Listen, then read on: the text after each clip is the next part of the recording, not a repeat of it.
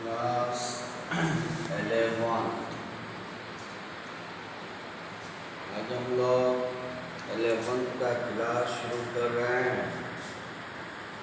इसमें लगभग 10 से 15 क्लास बेसिक क्लासेस होंगे, जिसमें उन तमाम छोटी छोटी बातों को डिस्कस किया जाएगा जिसके बगैर मैथ पढ़ना संभव नहीं है। इनको जानने के बाद ही हम मैथ पढ़ने के काबिल होंगे। 10-15 क्लास जो बेसिक क्लास है उसे मिस नहीं करना है, क्योंकि उसके बाद फिर मैथ पढ़ने में बहुत मज़ा आएगा। वो 15 क्लास बिल्कुल अच्छे ढंग से क्लियर करना है आपको। अब वो अगर क्लियर हो गया तो उसके बाद शायद कभी कोई परेशानी नहीं होगी।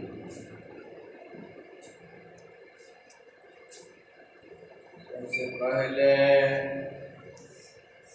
हम सिलेबस लिखेंगे। 11वीं क्लास का सिलेबस। पहला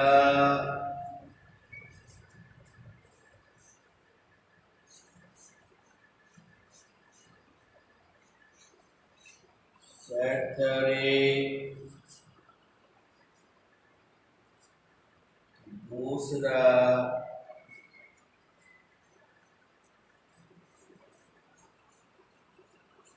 mathematical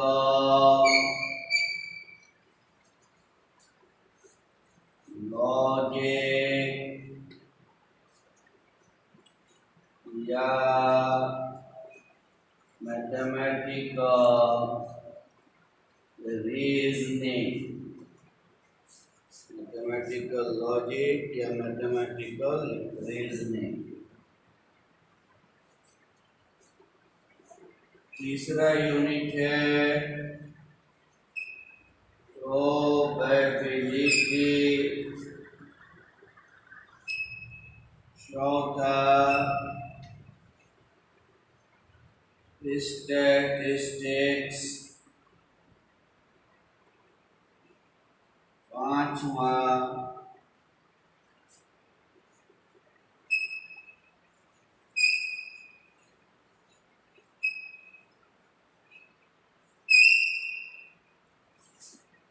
matrix.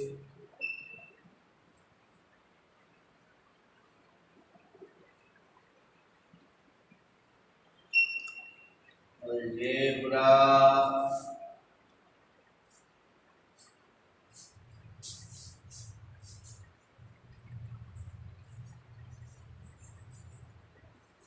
Calculus.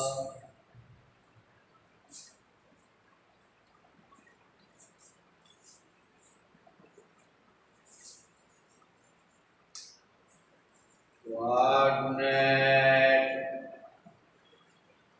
Geometry, 2 dimension का 2 dimensional coordinate geometry.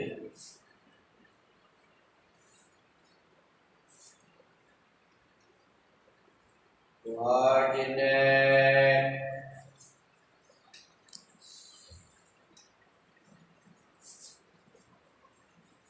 Geometry 3D। ये सिर्फ 1-2 क्लास होगा, सिर्फ इंट्रोडक्शन है 11th में 3D का। बाकी सारा कुछ 12 में इसका पढ़ना है। Only introduction. मुख्य रूप से समझिए 8 ही चैप्टर है, ये तो केवल इंट्रोडक्शन एक दिन का है। इतना चैप्टर हमें पढ़ना है, इसके लिए बुक्स भी हम लिखाएंगे। बहुत सारी किताबें मार्केट में हैं, लेकिन अभी परचेज नहीं करना और अभी हम नाम भी नहीं लिखा रहे हैं, क्योंकि न्यू बुक अभी मार्केट में आया नहीं है। जब आ जाएगा तो फिर हम लिखाएंगे, और अभी बुक की ज़रूरत भी नहीं है, 1-2 महीना बाद ज़रूरत पड़ेगी।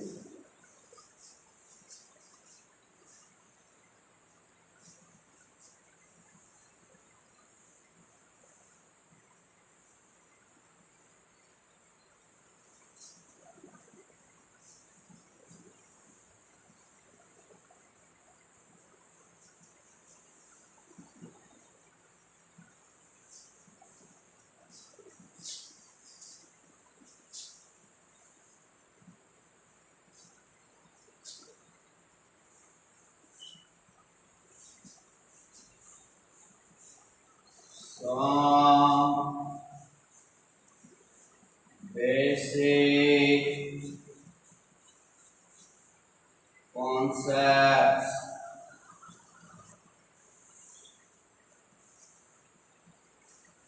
तो सबसे पहला एक चीज हम क्लियर करते हैं कि चाहे जिस भी बोर्ड के हों, बिहार बोर्ड, झारखंड बोर्ड, किसी भी स्टेट बोर्ड के हों या सीबीएसई के हों, आईसीएसई के हों, जिस बोर्ड के भी, मैथ्स इंग्लिश में ही पढ़ना है। नहीं तो फिर आगे बहुत मेजर प्रॉब्लम होगा, चाहे ऑनर्स में जाएंगे या इंजीनियरिंग में जाएंगे, वहाँ मैथ की किताब हिंदी में छपती ही नहीं। इसलिए मैथ्स अभी से आप क्लियर करें कि इंग्लिश में पढ़ना है। और मैथ्स के इंग्लिश में कुछ है नहीं। किसी बोर्ड के बच्चे हों, अगर बिहार बोर्ड के भी हैं, 2-3 दिन हिंदी लिखने, इंग्लिश लिखने में दिक्कत लगेगी, उसके बाद इंग्लिश भी इजी हो जाएगा। आप हिंदी लिखना पसंद भी नहीं करेंगे। इसलिए अभी से मैथ्स के लिए ये क्लियर हो जाए कि मैथ्स जब भी पढ़ेंगे इंग्लिश में पढ़ेंगे।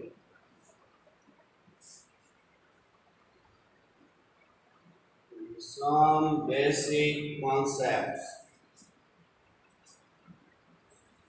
छोटी छोटी कुछ बातें हैं जहाँ अमूमन आमतौर से हम लोग फंसते हैं, गलतियाँ कर बैठते हैं, उसको पहले ठीक ठाक किया जाए।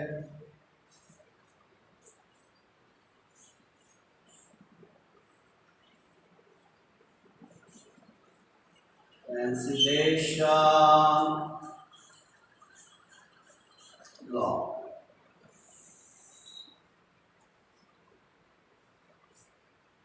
ये लॉ है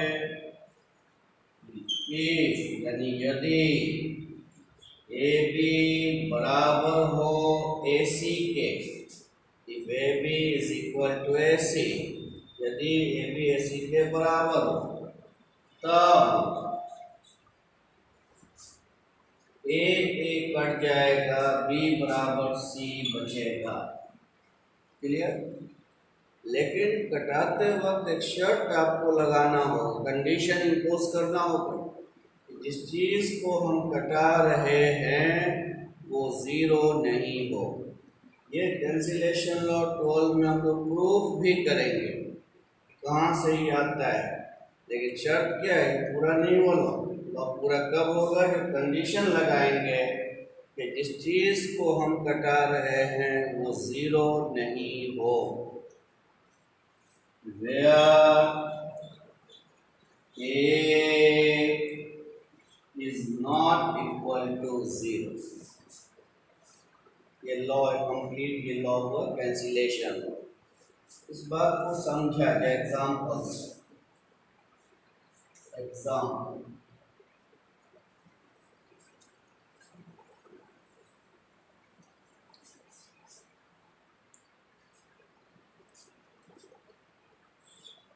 जीरो बराबर जीरो लिख सकता है। इस जीरो को x square minus x square लिख सकता है। इस जीरो को x square minus x square लिख सकता है। एक्स कॉमन ले लें, a square minus b square, a plus b, a minus B,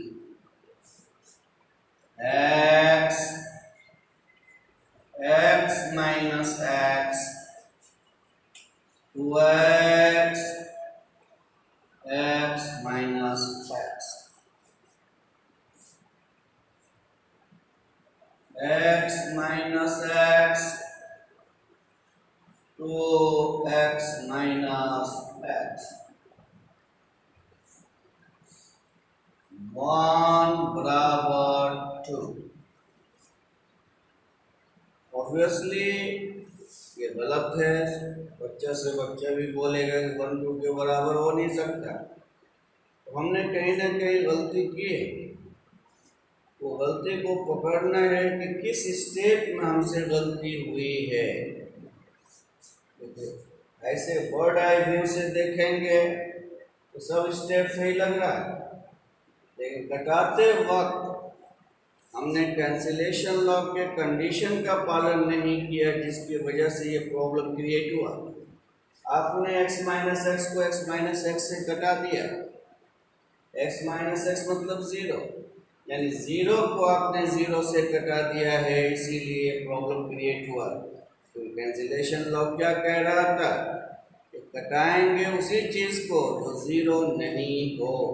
यहाँ तो ये 0 था, इसीलिए गलती हो गया। ये here is the fallacy, here is the fallacy, FALLAC पर fallacy लिखेंगे। फॉल्स होता है FALSE, ये है fallacy। गलती यहाँ पर है, त्रुटि यहाँ है। तो आपने देखा कि कैंसिलेशन लॉ का पालन नहीं किया, केवल देखा कि बराबर और कटा दिया, तो गलती हो गया। एग्जाम्पल और सम, 0 गुना 2 कितना 0, 0 इंटू 5 भी 0, 0 बराबर 0 लिख सकता है।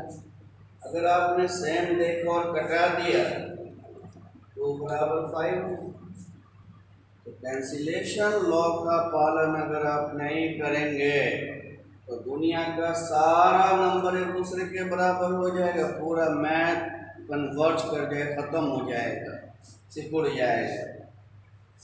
तो इसलिए कैंसिलेशन लॉ को फॉलो करना जरूरी है।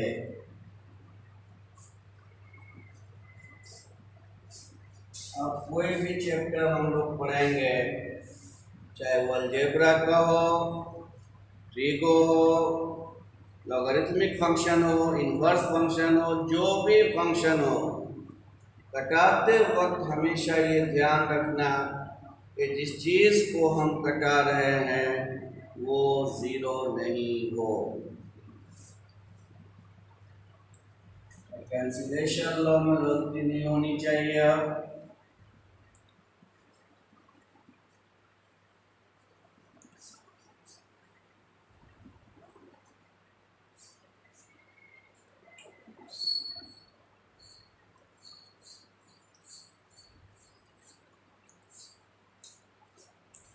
Product of two square roots, इसमें भी हम लोग गलती कर बैठते हैं। प्रोडक्ट मतलब तो जानते हैं, जो हिंदी स्कूल वाले हैं, प्रोडक्ट मतलब गुना। स्क्वायर रूट कहते हैं वर्गमूल, स्क्वायर रूट यानी वर्गमूल, 2 वर्गमूल का गुना, प्रोडक्ट। √5 into √3 √15, √5 into √-3 √-15, √-5 √-3 √15। सब में हमने एक ही फॉर्मूला लगाया, √a गुना √b बराबर √ab, तीनों में लगाया। लेकिन ये आपका गलत हो गया, ये फॉल्स है, ये स्टेप फॉल्स है, गलत है। Here is the fallacy. क्यों गलत है उसको भी बता रहा है।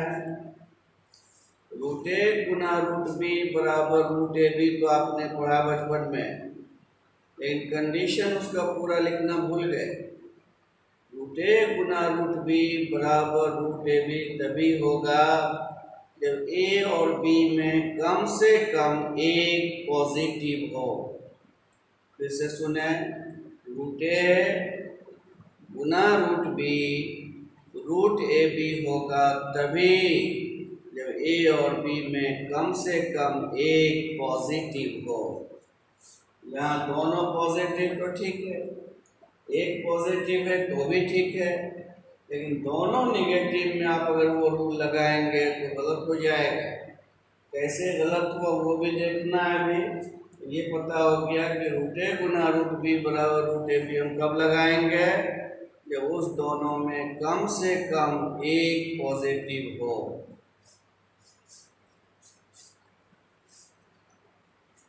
अब इसको जो है ये क्यों गलत है कारण देंगे। हम लोग 11वीं क्लास में कॉम्प्लेक्स नंबर पढ़ेंगे, जहाँ इयोटा एक शब्द आएगा, आई स्क्वायर का मान -1 होगा। यहाँ पहुँचते पहुँचते भी हम लोगों को 2-3 महीना लगेगा, तो इस रिजल्ट को याद ही रख लें। ये रिजल्ट अभी से याद हो जाना है, आई स्क्वायर का मान -1।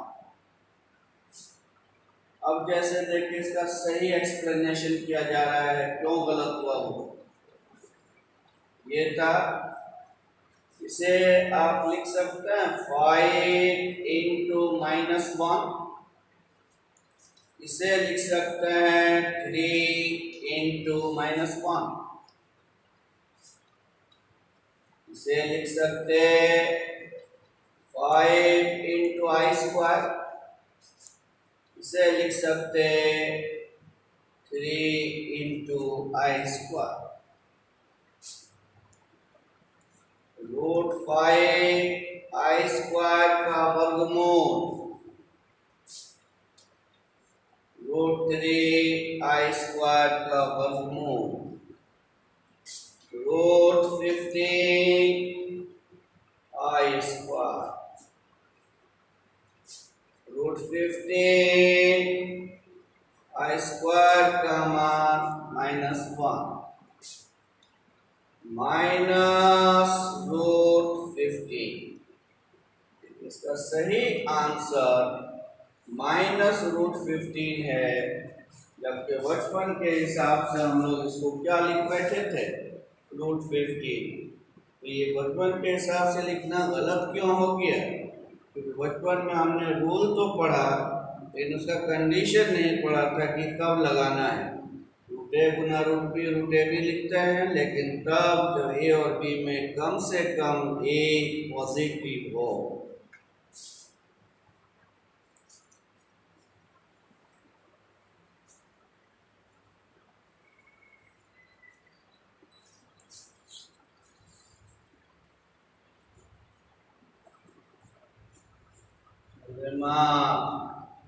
विशेष बात, खास बात, रूट ए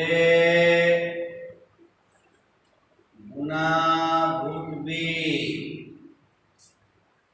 बराबर रूट ए बी आप लिखते हैं, लेकिन कब,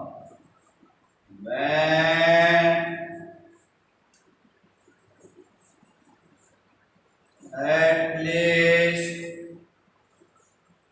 one of them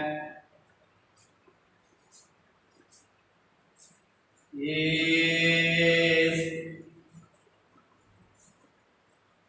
पॉजिटिव। इस दोनों में कम से कम एक, एटलीस्ट वन, कम से कम एक पॉजिटिव हो। तो अब ये रूल लगाने में भी गलती नहीं होना चाहिए कहीं। रूट ए गुना रूट बी बराबर रूट ए बी आप लिखेंगे, लेकिन शर्त हो गया कम से कम एक पॉजिटिव होना चाहिए।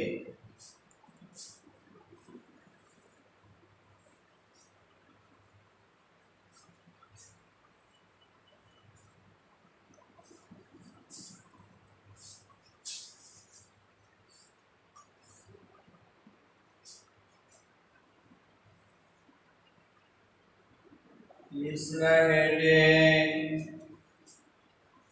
Difference and non negative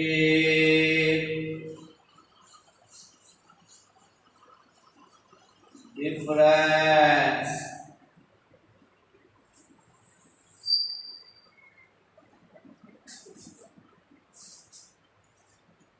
difference दो तरह का होता है, माइनस दो प्रकार का होता है, एक सिंपल डिफरेंस और एक नॉन निगेटिव डिफरेंस।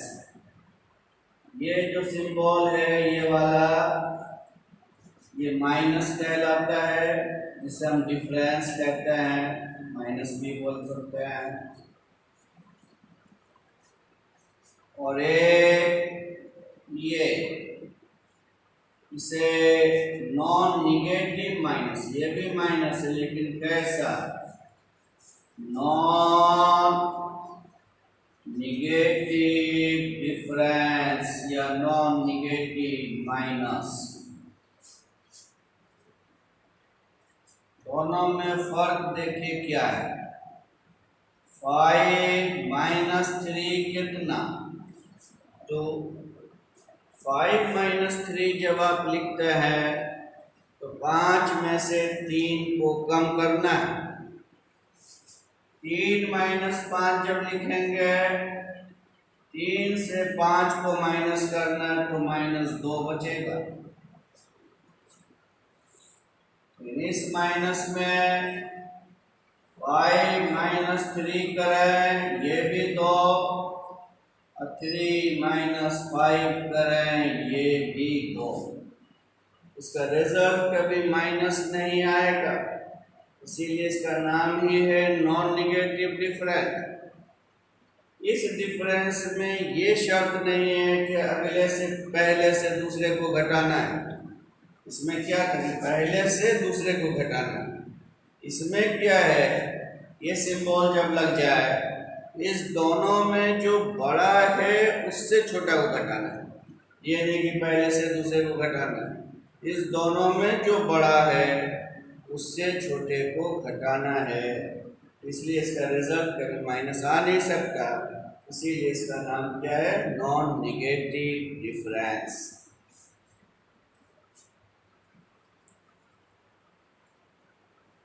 ये दो डिफरेंस जो हमेशा के लिए याद रखना है।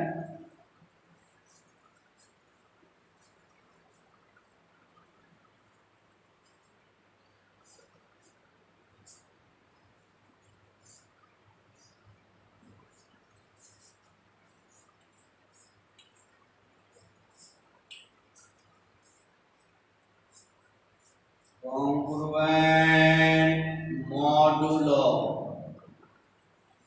ये भी बार बार यूज होता है।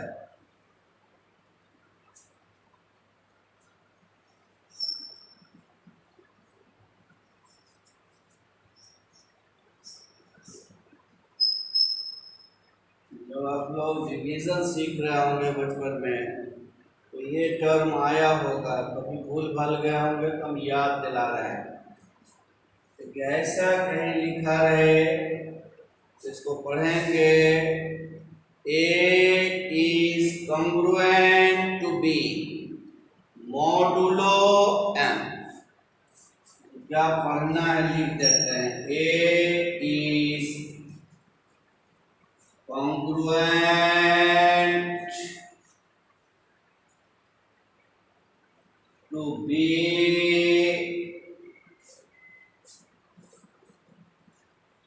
modulo M। A is congruent to B modulo M। पढ़ने सीख लिया। अब इसका डेफिनेशन क्या, मीनिंग क्या है वो देखिए। A minus B is divisible by M। इसका डेफिनेशन हो गया, A minus B is divisible by m। a minus b में m से भाग लगेगा, a माइनस b में m से भाग लगेगा, यही मतलब हुआ इसका। एग्जाम्पल समझिए। 15 is congruent to 1 मॉडुलो 7। सही या गलत? इसका मतलब क्या होगा? 15 माइनस 1 में 7 से भाग लगेगा, बिल्कुल सही है। 15 माइनस 1 यानी 14, 14 में 7 से भाग लगेगा, सही लिखा गया। 20 is congruent to 5 modulo 3।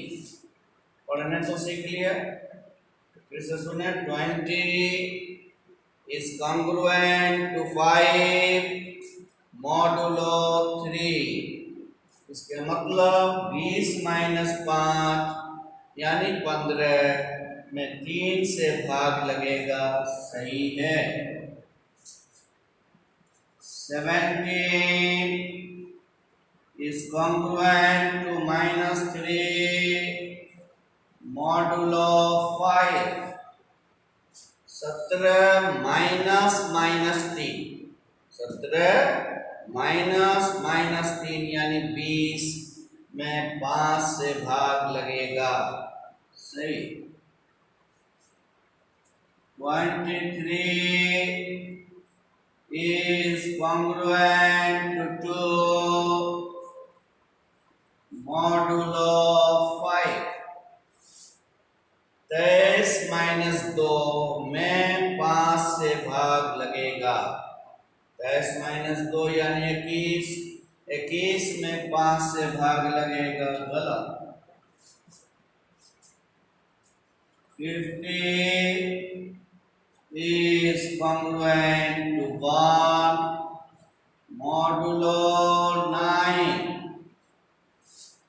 50 minus 1 यानी 49 में 9 से भाग लगेगा, गलत। तो कॉन्ग्रुएंट मॉडुलो पढ़ने का तरीका हो गया क्लियर। चलिए आज इतना ही रहने दें। इस तरह छोटी छोटी बहुत सारी बातें होंगी, इसको पहले हम ठीक करेंगे, तब फिर उसके बाद पढ़ाई शुरू होगा।